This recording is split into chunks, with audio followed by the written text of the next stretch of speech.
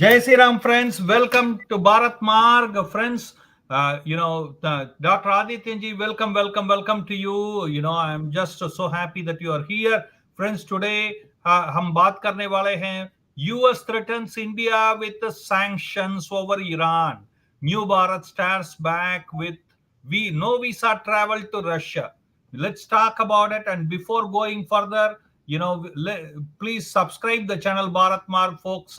And also do know that we do Sanskrit training, teaching for the people for free. You can join now by registering through the WhatsApp at +1 647 964 4790. And also we do take for Tirtha Yatra trips in Bharat. And we send out one dharmic message every day to in various languages. If you want to learn about Sanatan Dharma, you should get connected. And it is you have to send a WhatsApp to +1 647 964 4790. And we are involved in a lot of good things like Gauseva, Gaudan, Annadan, Havan, Puja, etc. But if you like what we are doing and if you like to support us, please, you can go ahead to bharatmark.com and press the donate now button and contribute there. Okay. Dr. Adityanjee, welcome to you. Okay. Thank you, Sundar Bhai, for inviting me again on Bharat Mark. Absolutely. We are so happy to have you, Pro Bharat voice. Absolutely. Dr. Adityanjee, ये बोल रहा है कि US हम sanction कर देंगे over Iran during because they have sanctioned Iran. और भारत तो कोल के भी धंधा कर रहा है. हार्बर का 10-year मेंटेनेंस ले लिया. रशिया के पास धमकी दिया, वो भी फेल हो गया. अब ईरान के ऊपर धमकी दे रहा है कि सैंक्शन करेंगे. ये क्या सोच रहे हैं इनका मन में. और आज ये खबर आया है कि रशिया के लिए no visa travel from Bharat. How bigger a blow it is back to Europe and NATO groups? I think these are independent things. The negotiations with Russia were going from the beginning of this year for visa-free tourist visits between both countries. So it's been coming to fruition. I think they have signed the agreement, and somewhere by the end of the year that will become a reality. But the two things are really not related. At this point in time, Indian passport holders can travel to 62 countries without visa, and Indian passport is getting higher and higher ranking every year. So more and more countries are realizing the potential of Indian tourists. So that's a separate issue. But the problem we have about Iran is United States' own domestic law. In 2017, the US Congress passed a law called CATSA. It is countering American adversaries with Sanctions Act. So they targeted three countries, and those three countries were Iran, Russia, and North Korea. That anyone who does trading for any kind with these three countries will face United States sanctions, and even the private banks and entities in third countries, if they do trade with these countries, they will face US sanctions. Now, there was a blowback to United States, not just from India. There was blowback from European Union, from China, from Germany, from France, so a number of countries, Turkey for that matter, because nobody wants their independent foreign policy, independent trade policies to be affected by domestic laws of United States. These intended sanctions are unilateral, devised by part of the United States government. When this law was enacted in 2017, the then president said that this was grossly, sort of deficient law, which had a lot of problems. And the first time this law became applicable, possibly for India, was when India purchased S-400 missile defense batteries with Russia, from Russia. The irony is that the agreement to purchase those S-400 missile batteries, missile defense batteries, Mhm. predated this law. So United States hemmed and hawed, but ultimately did not impose sanctions on India, uh, and said that the Can sanctions. they afford to? Can they afford to sanction India because they have lots of businesses over there? Okay. Who will be the loser? Bottom line is no, and it's a capital no.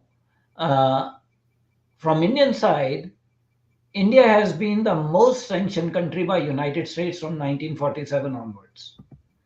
During Cold War era, and especially after 1974, the Pokhran 1 Smiling Buddha nuclear explosion, India Mhm. was heavily under sanctions from United States. So India knows how to deal with the US sanctions.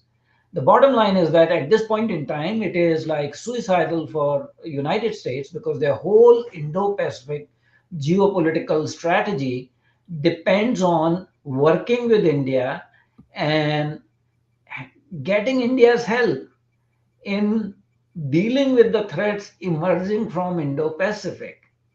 So, at this point in time, can United States afford to antagonize India? The answer is a no with a capital N.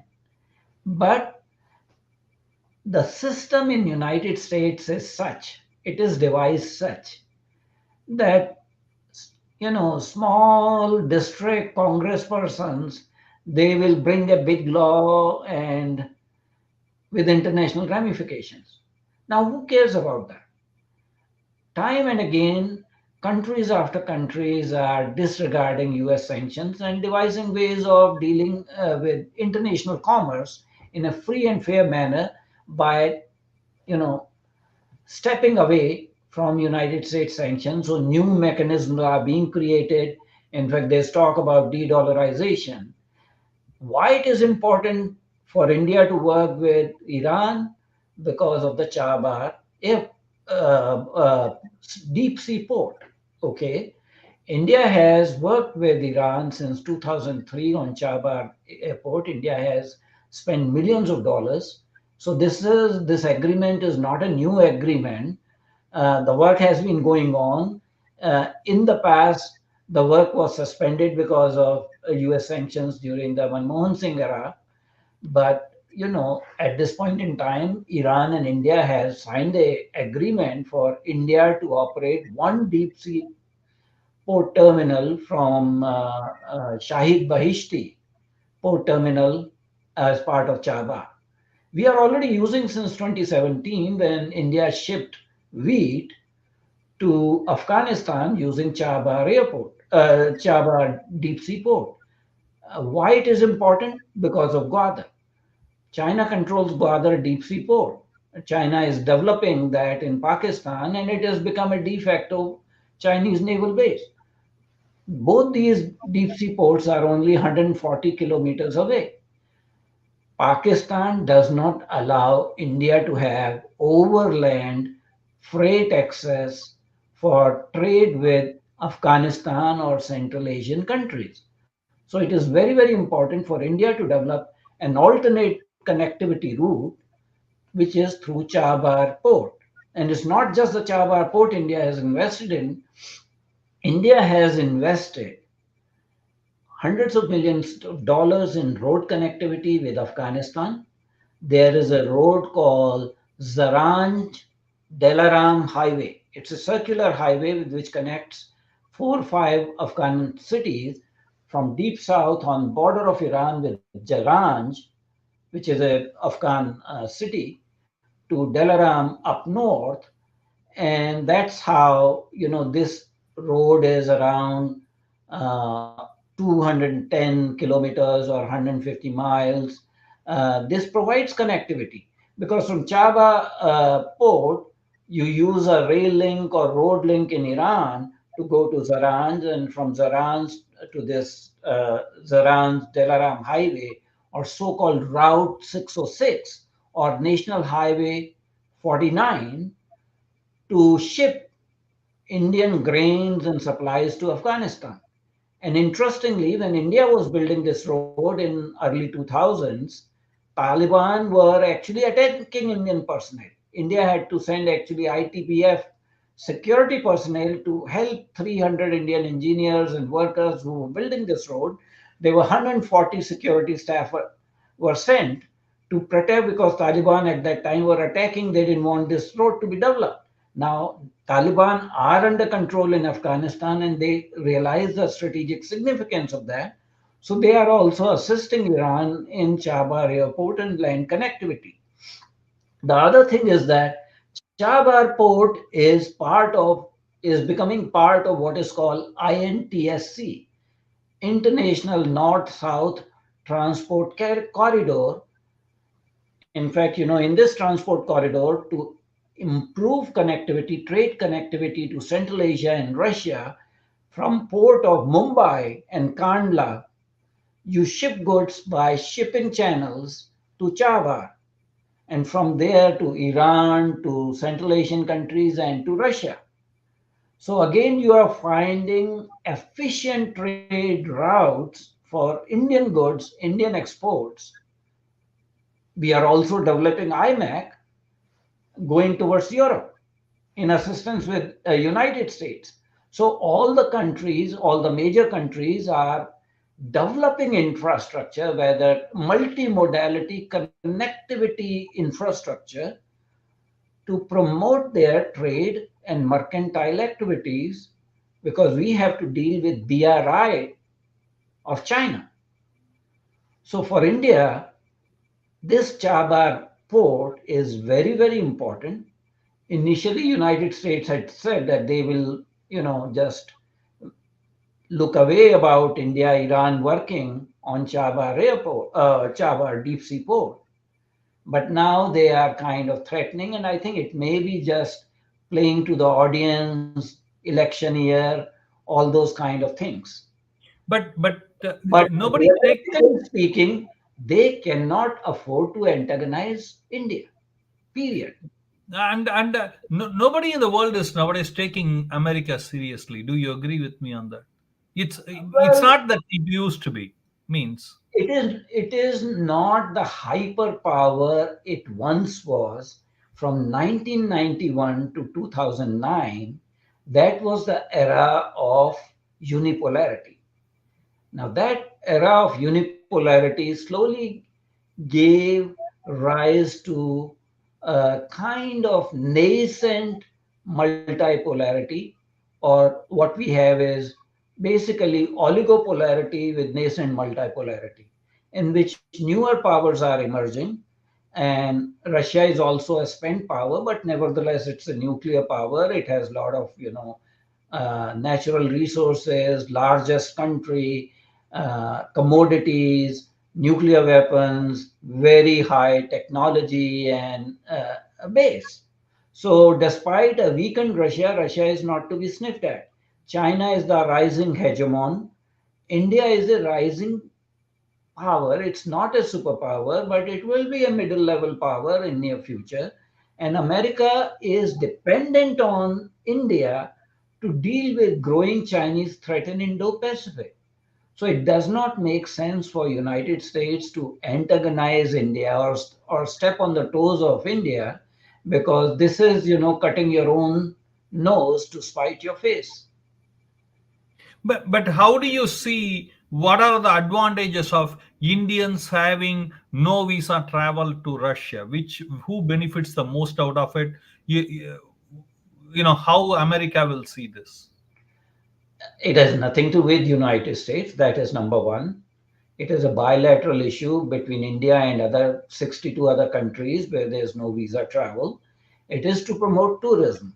At this point in time, Russia has a lot of surplus rupee reserves, and they have to spend those reserves somehow. So they are trying to promote trade with India. They are buying, stuff from India for a change. They are buying ordnance from India. They are also interested in buying luxury goods from India. And in that process, to sort of, uh, India to spend money on tourism in Russia. So they will probably get hard currency when Indian tourists go to Russia on a Mhm. visa-free travel.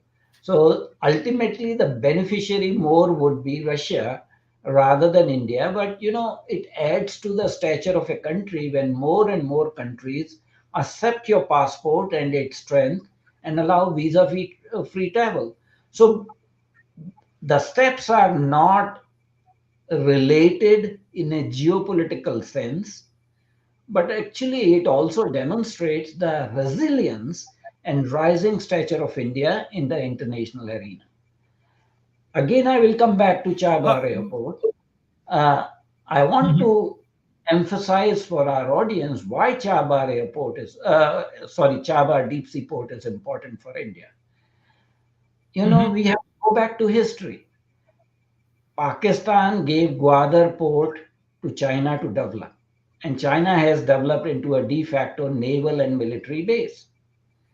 Would you be surprised that Gwadar port was owned by Oman for 200 years? Before it was given to Pakistan in 1958 for 3 million pounds, the Sultan of Oman had offered this to India in early 1950s, and a great prime minister and statesman by the name of Jawaharlal Nehru refused it. Can you believe it? What are the later geopolitical consequences? The Congress and Nehru family completely worked against whatever is good for India. There is no question about it. So there is no question why India will let the issue of a deep sea port, Chahabar, which improves India's trade connectivity. It's truly a deep sea port. It can handle 100,000 ton size ships. It has 10 berths. Actually, there are two ports. Shahid Bahishti, where India will get a terminal a berth to operate, and there's another Shahid Kalantari. So there are two ports together, actually. So there is no reason India is going to blink. India will continue to do what India is doing with Iran. There is no reason for a third country to threaten or invoke sanctions. I think it is just saber rattling or playing to the audience in an election year or something like that. There is, at this point in time, there is no country that can afford to have economic sanctions against India, considering that India is at this point in time almost the fourth largest economy in nominal terms. Absolutely, absolutely. Yeah, the one more question to you on this regards, Dr. Adityanji, that India and Indians, no Mhm. matter how many times America says, "Oh, we have a very good relation. Our relationship is so meaningful and depthful relationship with India." No, India and Indians doesn't believe America as much as they do with Russia. Do you agree with that? See, in the game of geopolitics, a lot of things are empty rhetoric, a lot of things that are said. So, this issue about the oldest democracy and the largest democracy are natural allies, that's all hogwash. Ultimately, in international relations, the relations are transactional. It's based on mutual interest. If you support our interests, we'll support your interests. Uh, it is true that from 1947 onwards, Russia or its previous version, Soviet Union, were more understanding of India and had been much more supportive. But and United States was treating us as Cold War enemy, so there were layers and layers of sanctions and relations were not good. Now they are realizing that they have to improve the relations. So, and over the last 20 years, relationship with United States has improved to a certain extent, and they understand that we are not going to become a vassal state or quote unquote a military ally, India will retain its strategic independence. Having said that, yes, Russia has supported India and has been a more reliable partner. But also, I mean, from an objective point of view, there are problems in India-Russia relationship also in the past as well as in recent years. And I will give you the examples because I've studied these phenomena. During the Soviet times, KGB was funding two political parties, CPI and Congress. So there were KGB agents in Indian cabinet, that is written in Mitrokin archives. The other thing was during Soviet time there was rupee ruble trade, and Soviet Union in a very cunning manner had raised the value of ruble artificially. And because we were dependent on Soviet Union for our armaments, we were in a helpless situation. So we were artificially, made to pay higher rates for ruble in rupee term. People should not forget that. Then in 1995, after dissolution of Soviet Union, there was a very important case. Had also international ramifications. Purulia arms drop case happened in 1995 when a foreign aircraft dropped some arms and ammunitions in West Bengal in Purulia district, ostensibly for Anandamar. There were 5 Latvian air crew members in that aircraft, and it dropped. It went out of Indian airspace, came back, and was force landed in Mumbai by Indian Air Force. These 5 Latvians, one Danish and one British people were arrested. I think the British guy escaped, but the 5 Latvians and one Danish, they were given life imprisonment by Indian court system. In 2000, Putin became president. What Putin did, because these Latvians were Russian ethnics, so he granted them Russian citizenship and forced India to release these 5 Latvian crews who had violated India's air sovereignty, airspace, dropped arms, that he will not visit India till these people are released. And they were released. They were pardoned by the President of India, released only then Putin decided to come to India. Let's not forget. So when it comes to shove, all the countries safeguard their interests. We have to remember that. Before the current war of Ukraine started, Russia felt that India was coming closer to United States. So Russia, especially when India became member of the Quad and Quad 3.0 came into being, Russia felt very unsettled. And that time they floated the idea of another Quad. And I have given it the name PRIC, Pakistan, Russia, Iran, China, PRIC. And in fact, at that point in time, Russia talked about selling arms to Pakistan, building a pipeline, gas pipeline in Pakistan, and having road connectivity with Pakistan. And also, Sergei Lavrov arranged some meetings on future of Afghanistan in collaboration with Pakistan, refused to invite India. So yes, bonhomie is there. Relations are better as compared to US. But Indians with strategic geopolitical interests should have long memory, should not forget these insults by any country, whether it is Russia or America. Wow, that's amazing. You just put it all across together very very nicely. Thank you, Dr. Adityanjee, for coming and sharing these things. These are very very valuable points. Only a person like you who is expert at it can share. for Thank sure. you very much indeed, Bharat Bhai. It's always a Bharat Marg.